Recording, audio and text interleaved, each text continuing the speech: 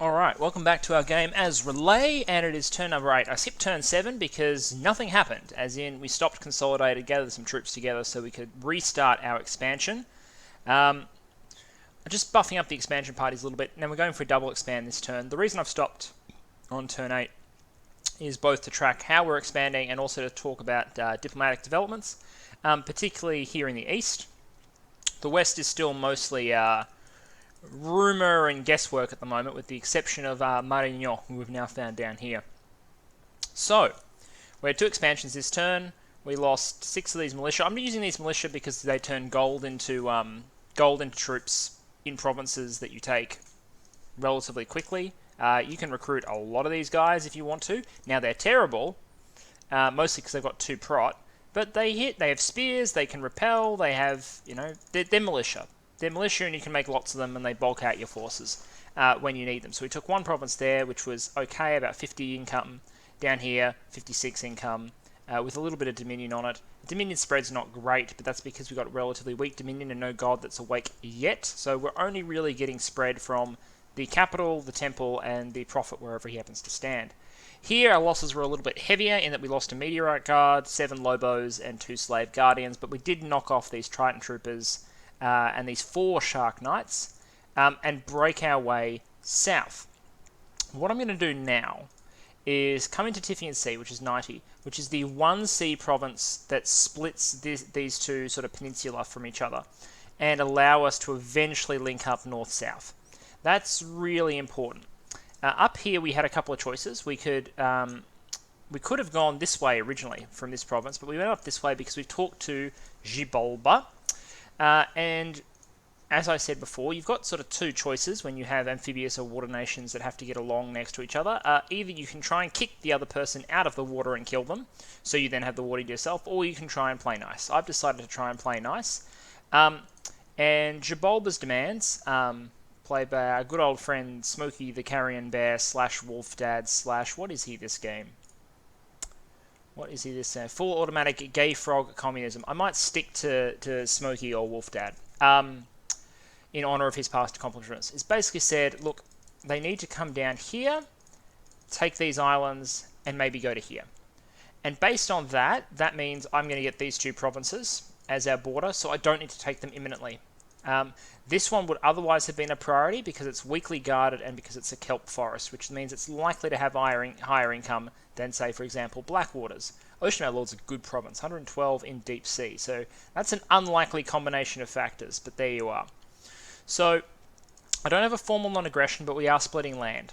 And if you're splitting land, then it's unlikely that someone's going to immediately stab the other, especially because Ermor is active over here, and we'll talk about that in just a minute. So we'll come down to this peninsula, we'll discover what's going on here. We can see that Vanarus is here at 119, so moving down here, mind you, this is 2 steps from my capital circle, and it's the only way I can expand south in water, will still put me in Vanarus's capital circle. So, Joy, that'll be a nice discussion to have next turn. Let's talk developments over here. Now, it's an interesting setup. We've got Xibalba, who by all reports is expanding quite well, using assassin expansion, basically, which is a really cool technique that Xibalba can absolutely do. You've got Ermor, the zombie apocalypse themselves, in the middle, who are still relatively compact, based around this area here, and who now officially are our neighbours, Joy. And up here, Eriu. It's struggling a little bit with expansion, but is the northern neighbour of Ermor. And then over here, I believe we have the birds of Calum. This I'm going to collectively call the Eastern Front. This is the Eastern Front, this is the West, and even though, yes, I know this is the same landmass technically as the West, I'm going to call this North, because R'lyeh, New Australia, is the centre of the universe, as far as I'm concerned. So we'll use the cardinal directions from there. If we want to be present on this landmass, we have a long-term problem, and that long-term problem is Ermor. But I don't fear Ermor the way some other nations do. So, you've got a couple of options when dealing with Ermor, and I'm going to do a little detour here for a moment to talk about Ermor, because they cause a lot of fear, people don't want them in their games, etc., and I understand some of those reasons why. I think they're manageable. They're manageable at certain times. So the options we would have is we could try and convince them that this little enclave that we're going to have is not worth starting a war over. So just straight deterrence and have nothing more to do with them. We could join a coalition with others to attempt to destroy them, which I think is a thankless task, but I'll consider it if people put it to me.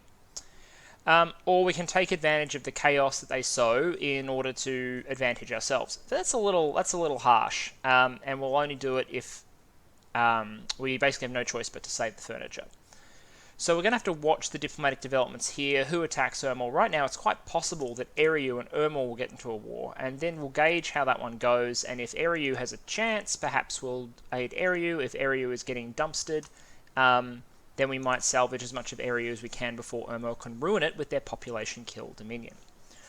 When is Ermor easy to fight? When is Ermor hard to fight? And how would we fight them? Well, if we have to fight them early, the solution is Mind Blast. If they don't bring ghouls, Mind Blast will target the commanders, who are the ones that have mines, and without commanders, the legionaries and whatnot will fall apart. So Mind Blasters are a good early counter to Ermor if they don't have masses of ghouls. Underwater, Ermor is also just not great in general, because the undead troops take poor amphibian penalties in the water, which means our troops can actually do really, really well. Underwater, you've got no ranged weapons, and you've got the ability to suppress a lot of the stats that make legionary infantry, and to an extent the Sacred Knights really, really good. They're also very slow, which gives more time for the Mind Blast to work and for Banishment to work. So, in general, I'm not too worried about Ermor coming underwater and fighting us, not at least at this phase of this game. Pushing into their territory, however, would be quite hard. No supply. We don't really have an easy solution to killing large numbers of legionaries on land other than Mind Blasting their commanders, which, while functional, is an expensive task. I think the real time you want to fight Ermor is when you take advantage of your superior research and you get spells that make them laughable in the mid-game before they themselves develop spells that make it possible for them to compete again. There's sort of a research window with Ermor. In my ideal world, I'll have a little bit of a presence on this eastern front here. Reasonable relations with all three of these parties, although it's kind of hard with Ermor, but we'll see how we go. And that will allow me to maintain my little enclave here and go elsewhere. We don't know enough about the Western Front to decide what we're going to do there yet. Ditto with the Northern Front.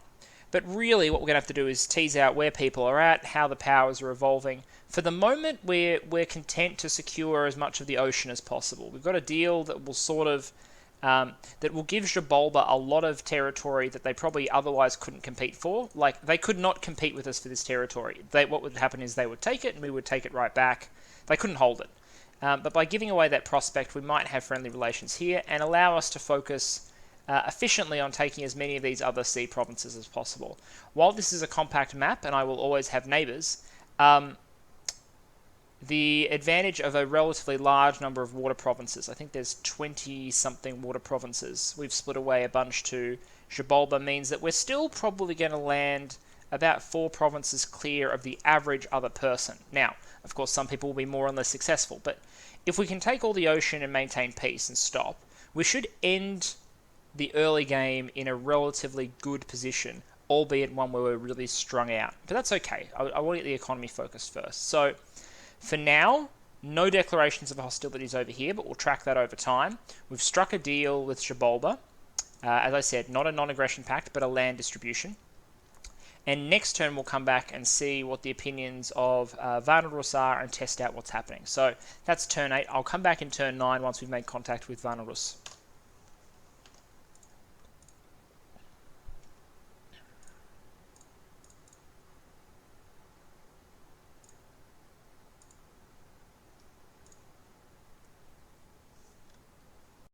Alright, we're back, it's turn 9, and everything more or less went as planned, and we're slowly getting a better idea of what's going on around us. 2 relatively flawless expansions, a casualty-less one against these Ictiids, and we lost a couple of Lobos and 1 meteorite, killing the Mero in the south. Decent provinces again, notably including a glowing kelp forest, so we now have 1 nature income. Hooray! That is the first, despite site searching. We have been site searching. Other than like randomly earning some gems, we haven't found any sites yet, despite searching continuously. with, I think, 2 slave mages are out searching at the moment. Anyway, so we've seized this province. We've got glowing kelp. That's positive. We've got Tiffian Sea 90, which clears our way to break out south. We can see our confirmation here that Jabalba has gone into the water as discussed, so they're presumably got this, and working their way down here. No one wants to go into 50 Shark Tribe Tritons, so hooray. This also looks like, depending on the numbers, this might be a little bit tough, but we should be able to wind that up eventually. These Atlantean militias look possible. These Ictiids here on the ground look relatively soft. So what I did this turn as a result was there's a couple of things. I teased out what was going on. Now, Vanarus was originally quite perturbed to see us appear in Tiffian Sea. But once we pointed out that, hey, we're in 156, and this is a one province-wide water area, they were like, yeah, okay, legit. No one's ever going to want someone else to be in their cap circle, but when one of those cap circle provinces, or 2 of them in this case, are water, and one of them is so critical for movement, and the other one is in my cap circle, and, well, it's not his cap circle, it's 2 away, but it's still close and intimidating. When you're this proximate, and you have no early game ability to go underwater, I think there's nothing to do but accept it. So I've told Vanarus that, yeah, no, I'm fine. I'm not really interested in killing him. Now, he, however, has said that Shinuyama is up here, and he's very interested in beating up on Shinuyama, which is general confusion. His view is that the Shinuyamans have been having a pretty weak early game, and he wouldn't mind getting involved up there. And if you look at what Vanarus has to offer in the early game, things like the skin shifters are decent, heavy hitting units, Hirdman, good infantry, their sacred's an okay elfling. If indeed Shinuyama is struggling, then Vanarus might have the tools necessary in order to carry out an early war. So that's worth noting. That was something that was said in confidence, so I won't release this video early and I won't tell GC, but I personally have no hostility against general confusion, and I'm not keen to be redirected up here to fight some war along this coast here. If for no other reasons than I haven't really cleared my path out here, it's hard for me to get armies around because I have to go around this throne province, which adds to my travel time essentially. It'd be really useful if there was a water link from here to here. That would speed things up greatly, but there isn't. And this throne will block me for quite a long time. That Mine Lord almost certainly has gems, and there's just a lot of troops there in general. Shambler Thralls obviously trample. It's no good news. There's a decent army of Ermorians over here. Now, I've made contact with Ermor. They say they're pretty content to defend themselves against Eriu, who is making loud anti-undead sounds, it seems. So I'm not immediately concerned that this will jump over, but I'm not going to start a fort in this province or anything just yet. I have warned him to stay away from 154. I've claimed this as my enclave. I could have pushed new troops out and tried to take 122 or 129 before the Jabalbans get them, but I feel that would be needlessly antagonistic. 122 is 2 provinces from the Jabalban capital on land. Now, yes, it's only 2 provinces from mine, but I think just getting this enclave here would be a nice little success for me, defended as it is by a river, and then securing a second enclave up here would give me more access to my coastal recruits as well, and just bulk out my province count just a little bit. I'm not making noises to Eriu yet regarding Ermor. We'll see how it goes. But the key for this turn was good expansion, smoothed over things with Vanarus. It looks like Vanarus will fight Shinuyama, and over here I expect Ermor and Eriu will get into a fight. So with that said, I'll come back in turn 10 or 11, depending on what happens in turn 10, whether it's interesting or not, basically. Alright, we're in turn 10. I've just opened it, and I've decided I will talk about it because we've now got good intelligence on Marignan and their expansion, and we can see the current struggles of Shinuyama. So, quick talk about what happened with us, and then we'll talk about our newly met friends. So we had 3 expansions this turn. Probably easy to do it this way. Sea of Woe, very cheap expansion. Whirling Sea, slightly more expensive expansion in that there are 2 meteorite guards that died and a shambler, which is relatively expensive, but we did kill, 37 Ictiids and got a 100 income province, which is always good. And then Whale Wind Waters was a cap circle province. This one we killed with Lobo Guard because they were quick to recruit, because we really needed to clear out this cap circle province. We didn't know it was that poor. We never had dominion over it. In fact, we didn't know it was this shit. This province is shit, except for the fact it generates 2 earth gems. So we now have an earth income, which I'll absolutely take. Anyway, triple expansion, which is good. This commander can then double back, collect more troops, and head out probably this way to secure this, or the long way around to reinforce this party over here. What I'll do is I'll get a fort started, I think, in Whirling Sea. It's a valuable province. You can see I've got 2 commanders here ready to go. This has been my expansion party go-to when I can't waste time on Ictid Lords. You've got a Shambler or some other commander leading the troops, if possible. Otherwise, the Slave Mage can lead up to 10 Meteorite Guards, and then the Slave Mage follows around carrying the Mind Blasters and throwing Water Strike for just that little bit extra support. Where you have a actual Ictid commander, you can set them on fire rear and hope that they explode the heads of the commanders that you are fighting against. More useful against players than PD, I find, because players tend to use fewer and more valuable commanders, whereas only the AI decides to stick 4 indie commanders and 2 priests in a province leading 30 light infantry. It's just not worth it. So that was good. The other thing I wanted to talk about before we talked about diplomacy was, hey, we had another successful summoning. We've had a little bit of successful summoning in that we got this immobile, useless thing, but it's upkeep free. So if anyone ever besieges R'lyeh, Space Australia's got this underwater tree thing with a Mind Blast attack. Ooh, you should be afraid. But no, we this turn we got 4 Elder things, and this is cool because it's buffing our. We're now at summoning skill 4. We're going to keep that going. These are free Mind Blasters essentially. They're 25 hit point, size 3, prot 9. Brain blob things, and they can Mind Blast. So I consider that 200 gold. Now this guy costs 200 gold and a turn, so he hasn't paid for himself just yet, but this went a long way towards him paying for himself, just in terms of gold. And the fact that they are 0 upkeep means that they're actually better than our Ictiids, who cost 40 gold upkeep per year. So this is good. This means there'll be more Mind Blasters in the next expansion party that goes out, and Yingha is certainly capable of leading them. Let's talk about these 2 new neighbours that we have, Marigno and Shinuyama. Shinuyama is struggling. Like, oh, GC, what's going on? This guarantee that this is failed expansions that have happened.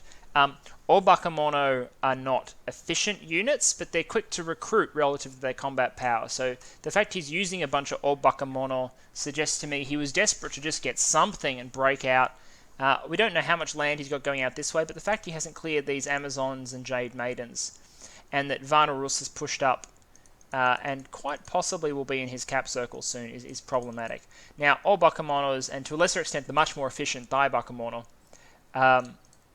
like, those are powerful, competent troops, but for example, Meteorite Guard would absolutely mulch Obakemono because they do enough damage to bring them down. That said, Obakemono hit back hard enough to damage Meteorite Guard, so it's not entirely one-sided. If we look at Obakemono for a moment, yeah, 25. So 25 gold for 28 hit points is good. They get 11 protection off their 7 prot first, so they got some basic nat prot there, which is solid. 10-9, but they hit for 30 damage.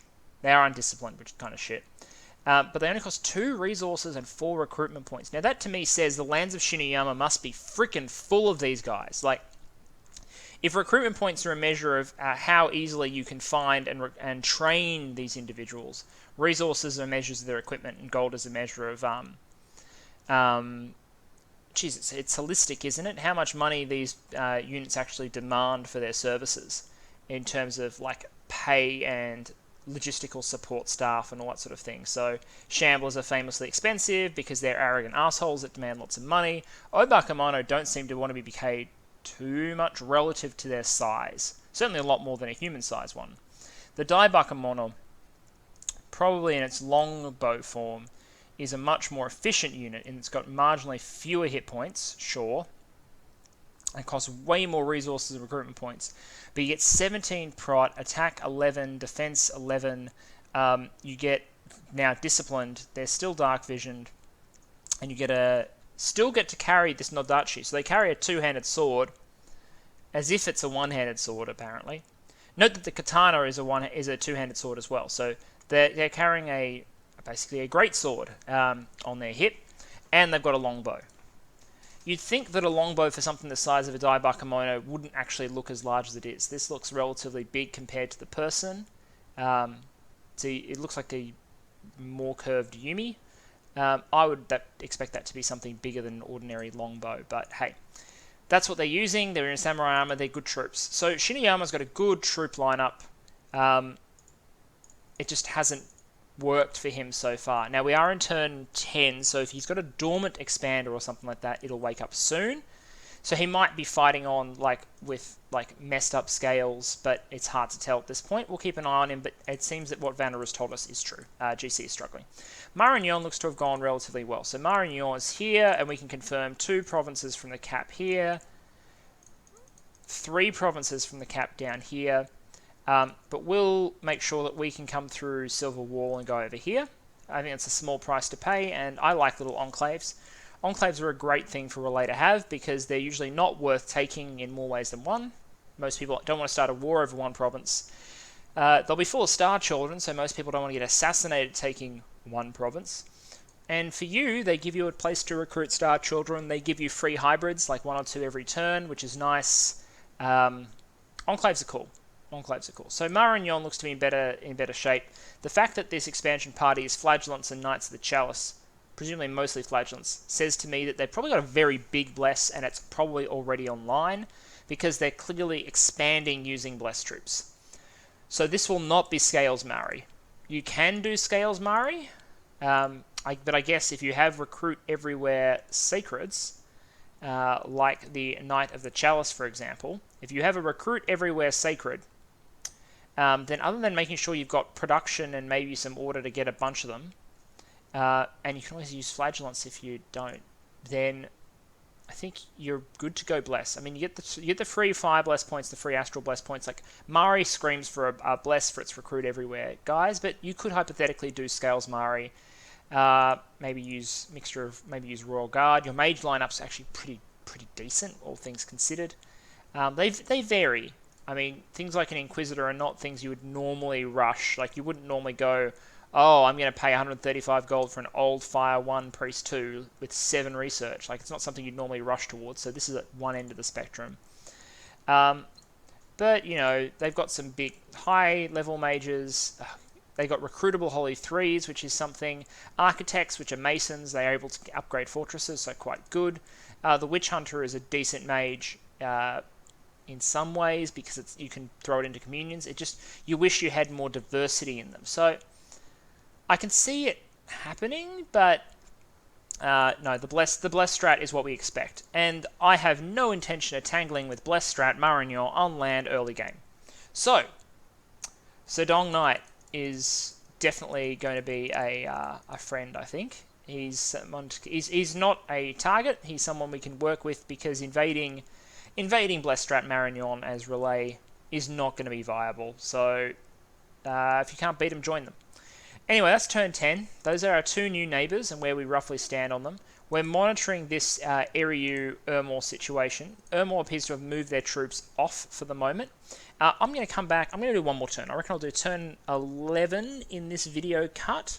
I'm not sure when the turn will cycle, but once it cycles, I'll record turn 11, cut it together, and post it at the appropriate juncture. So thank you very much. See you in turn 11. Okay, turn 11. This was a good turn, but there have been some developments. Now, in terms of good developments that could have been bad, there was some tense negotiations with Xibalba. Xibalba has steadily expanded the number of water provinces they're claiming to the point where now they want to come all the way down here. But they also had wanted this province and this province. Now, I had thought that was very clear from our previous conversations that they weren't in contention. I would have gone for them otherwise. Xibalba eventually relented on Sea Untamed. Now, the good thing was that because they were going to push for it and basically muscle it out of us, they had already assassinated the commanders here, so we were able to walk in with one Shambler Chief and take it, which is good. And that makes me feel better about this whole situation. We'll kill these Tritons ourselves, and Jabolba now has a safe run all the way down to the Eriu cap circle. Now, and we took one more province with like no casualties. So that's good. Where the economy is now much more on track. We're at turn 11, so we've almost finished what I would call, that people always compare like turn 12 expansion. We're at what? 1, 2, 3, 4, 5, 6, 7, 8, 9, 10, 11, 12, 13. We're at 14 on turn 11. So we had a slow start, but we're in better shape now. And I reckon we can get probably one more this turn and 2 more the turn after. I reckon we can kill these Ichthyids now, and I think once we group up, we can kill Alluvia. And hopefully Alluvia is profitable. We got a message, however. This was a message to us, this was a message to everyone. So the message to everyone was, greetings to all magical beings and you dirty humans. It is I, Eriu, Lord of Magic, and I'm wishing you a great boon for your expansions, for I, with the greatest pleasure, have purged over 250 humans from these lands. Now, assuming he means 250 units of human independence, I would assume that means actually 25,000 humans killed or wounded in battle. So he's doing his elven genocidal thing. Fear not, you dirty humans. If you have not seen my power that I wield, you are far enough away to not feel my rage, my power, or my desire to wipe you off the map. So Eriu in this has been Bolin Stalin, who is hilarious, has been RPing the genocidal Eriu, taking vengeance on humans for driving them into the mounds in the first place. So power to him. Luckily we're not human. This is a good thing for you, as I will be seeking to... blah, blah, blah. Okay, cool. So, Eriu, god of all things related to human murder. Sure. But we got this message from Eriu while he was talking to everyone else. Greetings, O great mind lord of the sea. I've come to seek companions in the great crusade for life. The undead curse grows strong in the provinces south of the magic woods as humans who were once purged have risen from their graves. This may seem like a hopeless task, but fear not, as I have been gathering allies, and with your help we will smash these humans once more for daring to taint the earth. If you so wish to join this task, I will reward you with riches and magical artifacts that will help you. Best of wishes. So, Eriu is going to fight Ermor. And we have a choice, and that choice has to be based on some guesswork. We have to calculate, 1, what are Eriu's probability of success? 2, what impact would our contribution have? 3, what would he gain or lose out of that contribution? So, for example, if Eriu is doomed whether or not we intervene, then we shouldn't intervene. If Eriu is going to win whether or not we intervene, then the question becomes, what's the impact of our intervention? What do we get? Is it worth it? I think the question of whether or not Eriu will win comes down to a couple of things. One is the skill of the players. And I think both Mr. Root, who's commanding Ermor, and Stalin, probably more so Stalin's played more games, but I don't expect there to be a huge skill discrepancy. Stalin's probably the better player, but I don't know. Mr. Root's like placed really well in every game I've seen him play. Like he's never been dumpstered. Heck, he almost won one of the games I was in. That was actually he got really, really close, and I only managed to pip him at the post with a little bit of luck and some serious spreadsheeting and planning that not say zaps the fun out of Dominions, but certainly separates people who play casually from the people who see the turn counter go up to 75 and decide, look, I'm going to win this bloody thing. So I think they're both solid. So that's a bit of a wash. How strong are they each in relative terms? Eriu started slow. 7, 8, 9. So Eriu's probably only got about 9 provinces. Ermor's got 1, 2, 3, 4, 5, 6, 7. I'm going to gamble 8, 9, maybe 10, 11. I don't know. Ermor can't be much larger, but compact Ermors are more dangerous than compact Eriu's. So I'd give a slight material advantage to Ermor. The question then becomes what's happening in terms of the other diplomacy. And my suspicion, this is my suspicion, is that based on how keen Jabolba has been to push for 196, which puts them in the cap circle of Eriu, and this army here that Ermor is not at all worried about, is that I think that Jabolba will join Ermor to eliminate Eriu, with an intention of then going and doing something else. I think that Jabolba has decided that they're not going to war with Ermor. And if there is a significant chance that Xibalba will join in this war and fight Eriu with Ermor, then I cannot join the Eriu coalition. Because you do not join an early war that looks like that. Especially since I have a long, barely defended front with Xibalba, same with me, that is a war no one is going to win quickly. It's going to suck. So, for the moment, I'm going to equivocate. I have a little bit of room still to maneuver. I have provinces still to take. I'm going to sit and watch, because if Xibalba does in fact join Ermor, then I think Eriu, for all of Stalin's skills, time is numbered. If that happens, we've got two choices. We can try and salvage Eriu, but that would require splitting off either Ermor or Xibalba. So if you could split Xibalba off the coalition, you could attack Ermor. If you could split Ermor off, you could attack Xibalba. Or taking what we can, vulturing. So either way, in order to do that, we need to have troops positioned at 193 and at 174 at the appropriate juncture, so that we're in a position to at least grab a little bit off Eriu if Eriu is falling apart, and if Eriu is not falling apart and their diplomacy is good, we need to be in a position. We need to be in positions against our potential rivals. So I'm not sure which way that's going to go. My gut feeling is that Xibalba will join Ermor and this war will be over relatively quickly, but we're going to have to watch it closely. In the meantime, we're actually doing quite well. One thing I will flag, however, is that we are behind on infrastructure, like chronically behind on infrastructure. I will start fort construction this turn. Haven't decided which province yet, but it's turn 11. Turn 11, I'm starting my first fort. I normally produce forts at about the turn 8 mark, and some people do it even earlier, like turn 6. And underwater forts take longer to construct than on-land forts, which is a double bummer. So it'll be a while before we get infrastructure up. Why have I been so poor? It's because producing mine blasters and Lobo guards converts gold into combat power really well, but it also drains your bank account. So I also have scope for just converting my improving income here into infrastructure without fighting a war. My power can scale without necessarily expanding super aggressively. So when we're back in turn 12, I will have expanded probably one more province. I will have some infrastructure on the way, but we've got a long way to go to catch up. Final thing to flag this turn. This badass. Astral 5. Ugh. This is a very rare random. You start with Astral 3. You got 2 potential runs at the Astral. Let's discount this one down the bottom for the moment. The chance of hitting this one and this one sequentially, which is what you have to do to get Astral 5, is a quarter times a quarter. I wouldn't have bet on that. I wouldn't bet on getting a D2 or an E2 or a Water 2, especially since we can't recruit many, and I'm probably not going to... I might recruit one more this turn, or I might recruit some slave mages to get our research going. We've been buying cheap mages because that's all we can afford with our troop buys, but we might switch to slave mages for some research at this point. We're going to go conjuration, I think, for water elementals, just in case the Xibalbans decide to come for us. But to open with an Astral 5, like this man is a protected species. He's not going anywhere until he's going to mess someone up late in the game by teleporting in somewhere in a communion and doing like Master and Slave or something. He is a protected species until then. And the fact that he's got the Earth cross path, like, that's nice too. So, good on him. The fact that he has the Earth as well means that he did hit this 10% number and got either an Astral point or an Earth point out of it. So, truly special snowflake himself, and we're very happy to have him. So that's R'lyeh, turn 11.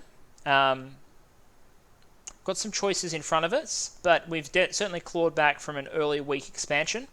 And we're in a position now to try and leverage our powerful but awkward position in the middle of the map with lots and lots of neighbours to at least be relevant in the game, even if we're now sharing power with a very large, rapidly expanding Xibalba. A Xibalba that has 1, 2, 3, 4, 5, 6, 7, 8, 9, 10, 11, 12, 13, 14, 15, 16, 17. Like, Xibalba is probably the largest nation on the map. And that is props to Smokey here, to Katagak, because Xibalba sucks. Xibalba sucks as an early game nation, but he has taken it and he has expanded superbly. So I fear and respect Xibalba. I congratulate Xibalba. I'll take my own performance as a commiseration prize, and I'll see you all in turn 12.